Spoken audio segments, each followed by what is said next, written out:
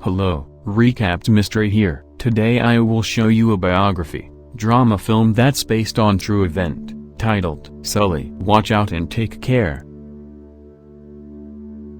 Because both engines have failed, Sully, the flight captain, sends a mayday signal to the control center. As they drop near New York City and attempt to maneuver through, his co-pilot Jeff advises him that they are too low. The passengers on the plane are terrified as they fly over the residential towers, grazing one of them. He declares his love for his co-pilot, and the plane crashes. Sully gasps as he realizes it was all a dream. The media is calling the successful landing of U.S. Airways Flight 1549 on the Hudson River, which saved the lives of all 155 passengers, a miracle. Nonetheless, the episode continues to haunt him. Sully and Jeff are summoned to a meeting with the National Transportation Safety Board, which is investigating the event. Charles records the cause for their appearance on video. Sully corrects him when he mentions the accident. It was a forced landing. They knew what they were attempting to do. It was not a crash. The key question is why he chose to land on the Hudson rather than return to LaGuardia.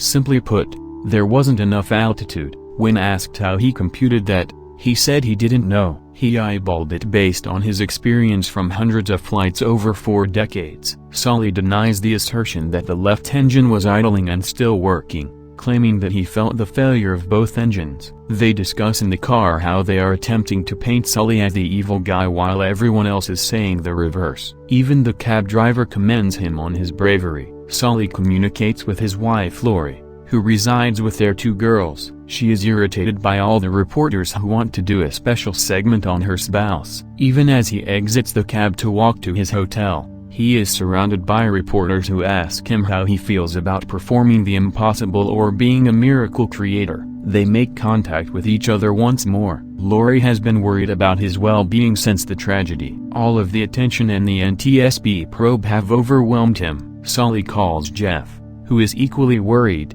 and the 2 of them decide to get some fresh air together. Jeff informs him of the upcoming press interview. Sully is disappointed that he will be assessed on 208 seconds after 42 years in his post. Jeff reassures him that the computer simulations will show that his decision was correct and that they may resume their normal lives. Sully is interviewed the next day by Katie Couric, who asks him how it feels to be regarded as a hero. He claims he does not. He was simply doing his job. He looks out the window after finishing the interview and has another hallucination of his plane crashing into the city. Sully and Jeff meet with the NTSB once more. They inform the pilots that one of the engines was idle and that multiple tests in a simulator demonstrated it was conceivable and likely to return to LaGuardia. Sully rejects this, claiming that he felt both engines fail, and Jeff agrees, but the engineers disagree, and when pressed for proof, there is none because the engine was damaged and buried after a landing in the Hudson River. Sully,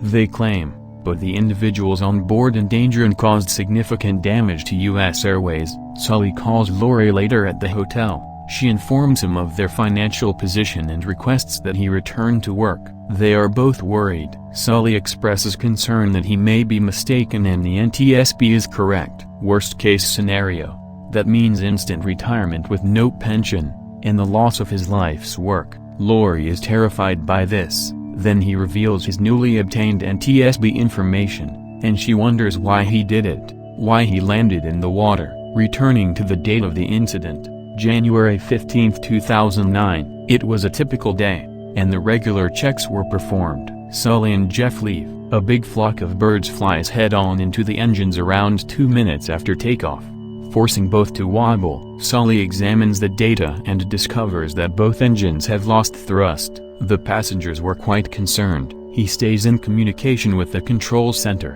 and they work hard to clear the runways for landing. He realizes they won't make it to any runway and decides to land in the river. Sully then advises everyone on board to brace themselves for impact. Flight attendants tell passengers to keep their heads down, stay down, and brace themselves. Sully contacts the control center once more and advises them that they will land in the Hudson. The airplane then vanishes from radar. Sully and Skiles make their way down to Hudson. Back in the present, he hangs up the phone and walks into Times Square. He sprints by the aircraft ship, where an old plane is parked. he has a flashback of flying over a field with a smoke trail, landing successfully, and his buddy complimenting his skills. The jet on the ship is the same one he flew. Sully then enters a tavern, where the barman acknowledges him and serves him a cocktail named for him, Grey Goose with a splash of water. The folks inside raise a glass to him as the hero. He then watches television coverage of the tragedy. Another flashback to that day, this time with a closer look at the passengers. As the plane descends, passengers prepare for the worst, writing to loved ones, praying, and telling their closest friends their last desire. The plane lands on the river without incident and quickly fills with water. Sully gives the order to leave the plane as the doors open and the rafts are inflated. People put on their life jackets and go outdoors to wait for aid in the frigid weather. The ferry notices the plane and comes to their rescue. They assist those on the right wing, while the NY waterway boat arrives from the left side and evacuates those on the right. An night helicopter arrives and assists the victims in the water. Sully is the last to exit after inspecting the entire plane. Everyone has been evacuated safely and is bundled in blankets. Sully phones Lori to tell her he's fine, but she has no idea what transpired until Sully tells her to turn on the television with their girls. Sully asks everyone on the dock for a count. There should be 155 persons, including the staff. He is disturbed. The officers on the scene tell him to leave it to them and leave. He is taken to the hospital, where his supervisor Arnie enters and assures him that all 155 persons on board survived, which is like a weight lifted from his shoulders. Later, he is transported to a hotel, where one of the staff members hugs him, leaving him speechless. Back in the present, a woman on the news says the timing was ideal for the ferry, the night units, and the pilot, which inspires Sully. He phones Larry, a member of the NTSB, and asks him for a favor. He wants to reschedule the human simulations so they can be completed before his testimony because he believes the outcomes will be different with human pilots rather than a computer. Sully will retire if they produce the same results. He claims that it is all about timing and that if you are not in a rush, you can accomplish anything. Larry promises to help in any way he can. Lori phones Sully in tears right before the hearing because it has suddenly dawned on her that he was one of the 155 people on board,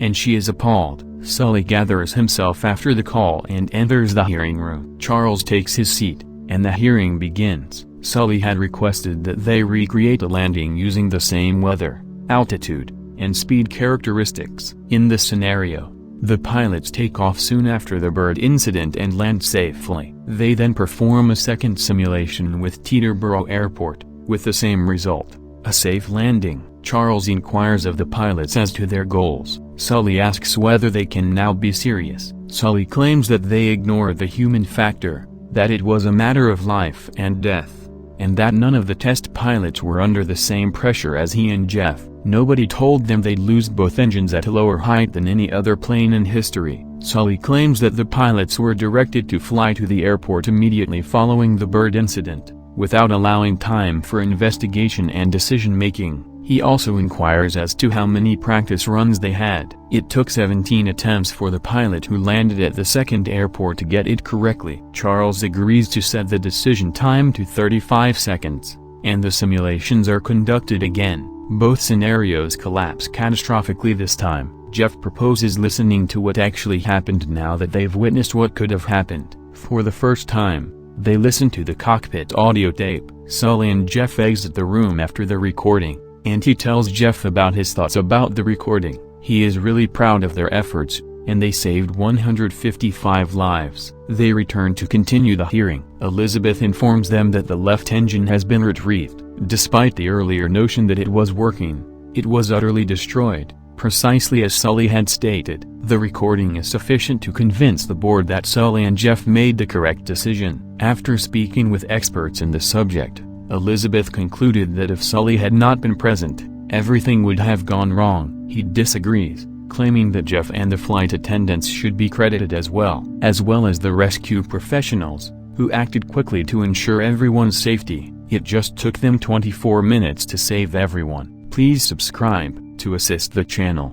turn on notification and leave a like. Thank you for taking the time to watch. See you again soon.